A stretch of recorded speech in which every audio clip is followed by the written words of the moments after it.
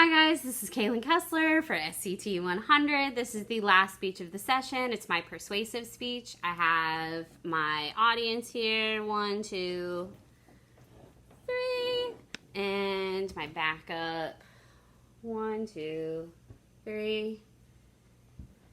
All right, so in 1967, the U.S. Supreme Court decided in the Loving v. Virginia case, allowing people of different ethnicities to marry. The case was cited in the Obergefell versus Hodges case, which allowed same-sex marriages. Seeing as how we have come so far as a nation, it seems sad that we would allow shop owners to refuse service to same-sex couples. So is it okay to refuse service to same-sex couples based on religious beliefs?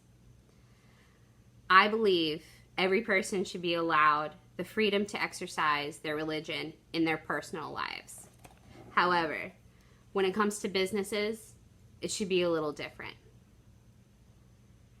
When companies are allowed to refuse service to same-sex couples, it opens doors to allow anyone to use religious beliefs as an excuse not to serve them.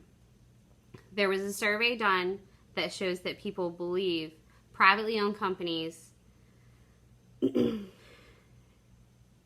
should be allowed to refuse service to same-sex couples over corporations. Regardless, both are still companies, and once you, as an individual, set up as a company, you should open up yourself to serve the community. I know that it's against my beliefs to wait on racists and homophobics. However, I know in the past that I have, because I work for a company that serves the community. Along with this, all states allow individual gay and lesbians to adopt, but there are still states that disallow gay and lesbian couples to adopt. And private adoption companies reserve the right to refuse any applications from gay and lesbian couples as they are privately owned. In the Craig versus Masterpiece case shown here, this is the owner of Masterpiece Cake Shop and the couple that he refused to bake a cake for, as they were getting married in a different state and then coming back to Colorado to celebrate. And they went to this cake shop, and he said that it was against his religious beliefs to bake them a cake. It went all the way up to the U.S. Supreme Court, and it was decided in 2018, and they ruled in favor of the cake shop. Sadly, this case set the precedent to allow shop owners to refuse service to same-sex couples because of their religious beliefs. Craig was also party to the Colorado Civil Rights Commission, who likened the practice of Masterpiece Cake Shop to the Holocaust and slavery.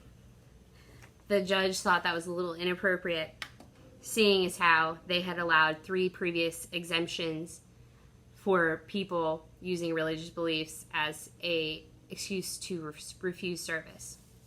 Ruth Bader Ginsburg and Sonia Sotomayor, however, dissented on this opinion and believed that the commission acted fairly. I brought up the Loving v. Virginia case because I felt this issue runs parallel. Interracial couples were seen as subpar and refused services in the case of Mildred and Richard Loving. They were denied the right to live in the state of Virginia or even travel to Virginia together.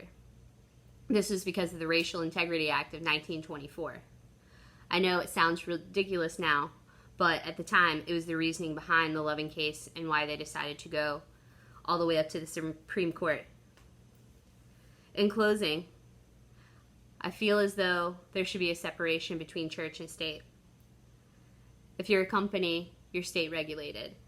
If you're an organization or a co-op, you can be left up to the individuals within the organization as to what you do and if you refuse service or not. That is why I believe that it's not okay to refuse service to same-sex couples based on your religious beliefs. And everyone's still here. They were listening the entire time. They really liked it. Yeah. And I don't know about you guys, but I'm very happy to be done with this class. Hope everybody gets an A, and good luck to everybody.